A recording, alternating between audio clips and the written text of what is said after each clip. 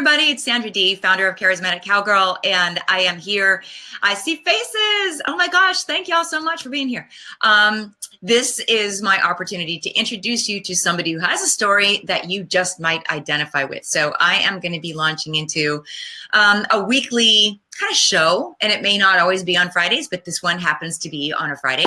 And I want to be able to share some inspiring stories with you, stories of people that have accomplished great things, that have overcome great fears, and just sort of kick you off right now into your weekend with some really good feelings. I'm on a good feeling thing. If you saw the post this morning, you know what I'm talking about. Like, share some good stuff that went on this week. So we're going to share some good stuff right now. So I'm introducing you to what is now my good friend. She started as a client, but Kelly Foreman is the founder and CEO of Mop Top Hair Products. So when Kelly first, say hello, Kelly. And yes, isn't her hair amazing? That's actually how I met Kelly. She was walking out of a conference and I was watching these women.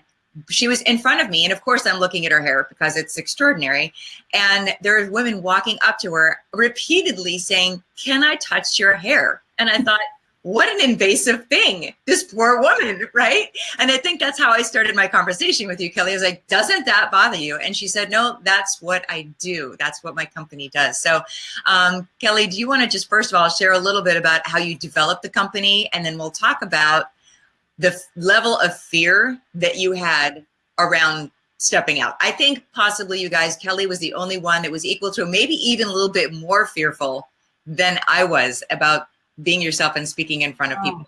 But first, we'll get to that. Tell us a little bit about Mop Top Hair, because the story of where this came from is very unique. Absolutely. Thank you so much, Sandra.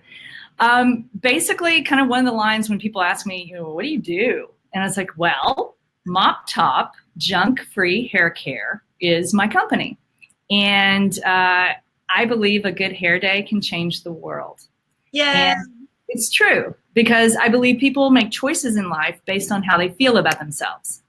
So now we'll go back to how you feel about yourself. I was the only one in my family that had this crazy hair. My mother had amazing, beautiful hair, and I didn't. And we tried everything. Should I show the 4-picture thing? Yeah. That puts it. Pictures speak louder than words. And so I'm going to put it in front of my face. And then, so if you can read it off. And let us know if you guys can see. All right. Yes. So these are real excerpts, by the way. So this is me, my teenage self. And yes, if you look closely at that haircut, my mother paid someone real money to cut my hair like that. She was not trying to be unkind, and I don't think the stylist was either. The problem is no one knew how to cut curly hair.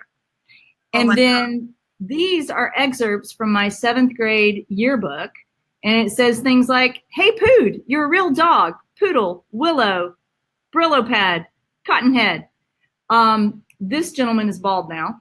And then this is me. Bald can be beautiful in defense. Bald can be beautiful, but that's true. Nothing against it.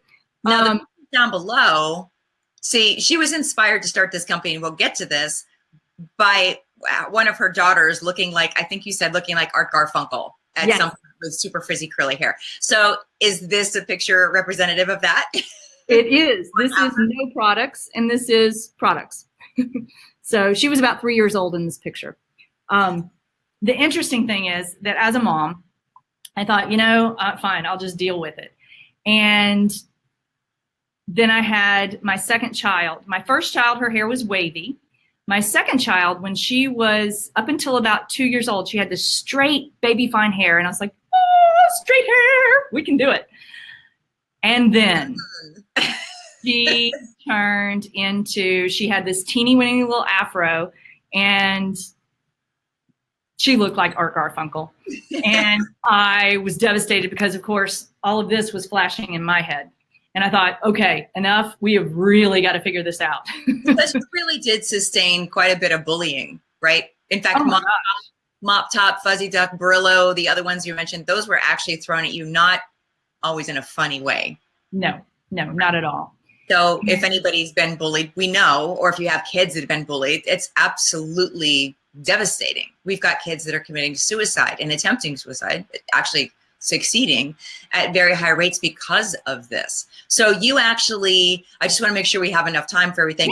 You actually created this from scratch. You didn't know a thing about formulations or anything like that. Nope. I started interviewing stylists if I liked their hair. You know, I love your hair, and then go through. I was very methodical because I think you need to understand the good and the bad, and then from that make the mix. And I researched ingredients, and that's how we came up with it. Which is pretty amazing, and I use it. So before we go any further, and you don't have curly hair, you're like, oh, okay, well that's fine. No, but originally, yes, it was for curly hair, kinky, curly, wavy. But my hair, this is what my hair looks like when I just blow it dry. So my hair is pretty straight. I can go curly with her products. It'll actually create that kind of scrunchy thing. But your hair is totally soft. The reason people want to touch your hair is that there's no crinkle. There's no, like, what's the word? It's not crusty. Crunchy. It's not crunchy. It's super soft. And so you have 3 different lines right now, and right, 3 different systems or 3 combinations. So 3 different types of hair. So by the end of this, we'll come back and review and tell you where you can get Mop Top. But it's all natural products. It's got this bamboo scent. It smells amazing. But aside from the products, which are doing really well, and she's got major distribution on that. They've been on Good Morning America and a bunch of different places. And featured in different magazines and things. So it's great stuff. So what happened is that you knew that you had to speak up and be seen, right? And you came to a 2-day or 3-day intensive, one of my first 3-day intensives. So there was only about 8 people in the room, plus me and maybe an assistant. So maybe 10 people tops. And when it came time for Kelly to get up in front of everybody, do you want to explain what happened? I didn't pass out, but I almost did. My heart was pounding out of my chest, and my hands were sweaty, and all I could think was, of all the mean things, you know, you're not pretty enough. We can't listen to you because you don't matter. And that's what was playing in your head? That was all that was playing in my head. You know, all of the nicknames, Frizzy, Frizzy, Frizzy. And it's like, I don't even want to say them because it was just so mean. And can I tell you, the people in the room, she was shaking. You may not remember, you were shaking and like hunched over in the chair. And people in the room were looking at me like, do we call 911? I mean, like it was, I melted. You melted. And I kind of remember you showed me a before and after book of kids that had essentially, let's just say they had been mistreated or bullied about their looks. And then there was the after where you can see the difference in them and how they feel about themselves. And I remembered you showing me that book, and I said, is your book here? You didn't lift your head up, you nodded. And a friend of yours that was there brought the book up and put it on your lap. Did you say you have that book? I do. Show us. Frizz Interventions. So in this book, and open it up for us, in this book are pictures of these young people. And all I said to Kelly was, tell me about these kids. So this was an older one. She is amazing. But I think the one that was super, super impactful was this gal. Yeah. When we met her, we wanted to do a quick little interview of her and just kind of find out why she was there, what her expectations were. And what was interesting, we had to stop everything because she just lost it. She was losing her hair, and it was just because she had been tormented. You are blank ugly, and you have a hawk nose and something else. And this was such a beautiful young lady who has grown into an even more beautiful young woman now. We got to help talk her through how to embrace and enhance how she was created. And it not be stiff and sticky. And, you know, one of the hardest things is after that, people were like, ooh, can I touch your hair? And she was, wait, don't touch. Because she wasn't used to the attention. And we were like, just say thank you. Yeah. So that's that. And you told several stories. But what was interesting at that time, this is Kelly's why. So to see somebody in the condition, Kelly's given me permission, in the condition that Kelly was, which is basically, as you said, melting, and then give her her why. We later shot, we went through preparations and script writing, and then on the third day, we actually shot videos for everybody that was at the 3-day intensive, and which I should do this again. That was actually a really cool way to set that up. So if anybody wants to do that again, let me know. But when on the third day, when we shot the video, I'll just tell you guys, I actually gave Kelly an out. I said, you don't need to look at the camera, because she had come so far. I said, we're going to do an interview. You're going to talk to me. And she kind of said, okay. She then watched herself, which you had never seen yourself. We hadn't even got that far with you yet. She watched herself, took the headphones off from listening to the playback and the camera, and said, I need to talk straight to the camera. This is too important for me to not get the message out. And from that day on, I'm not saying that it was like a switch went for you. We were like, yeah. I need to do this. Thinking of the kids that were in that book, just connecting to your why and realizing there's an urgency there to your message. That's everybody. I'm talking to everybody. There's an urgency to your message that you should tap into that will help you to not think about yourself and maybe some of the bad things and all the negative voices in your head, like Kelly said she was listening to so very strongly, but it will enable you to think of your purpose, of why you're there, what your message has to do with somebody that needs it right now. So since then, how many you've spoken in front of some big audiences, right? How big was the first conference? She pulled over on the freeway and said, "Oh my gosh, I've just been asked to speak." But you've done several of these now. Yeah. You don't hesitate anymore. That one was probably the biggest, because I think there were about 6,000 women there, and it was absolutely terrifying. In fact, I think they had someone watching to see if I would lose it, because they had a previous conference in another city, and they ended up having to pull her. And I remember I walked up there thinking, I have to talk in front of a podium and I have to be still.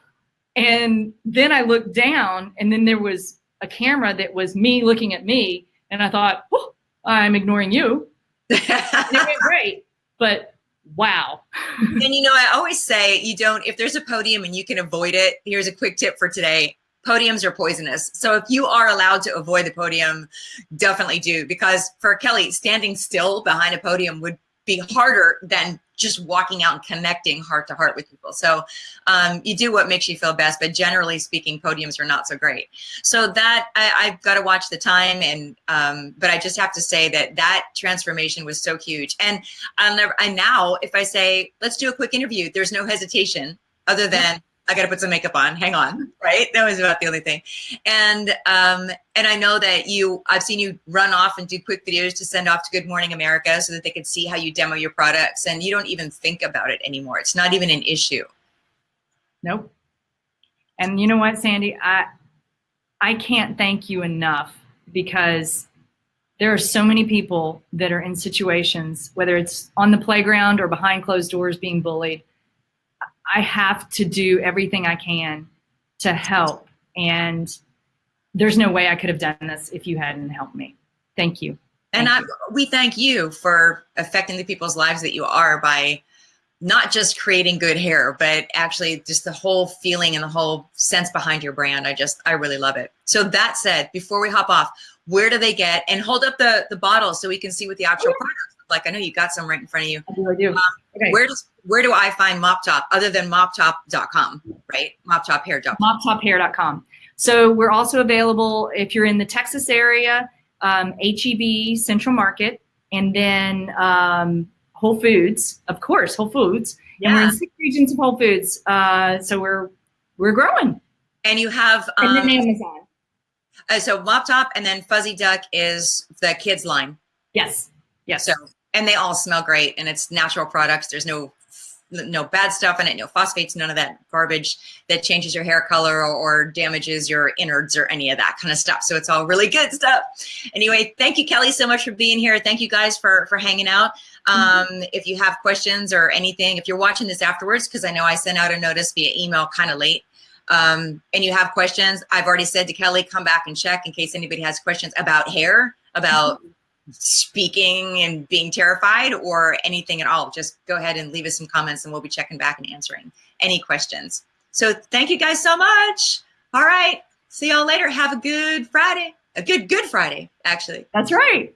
All right. Bye, everybody.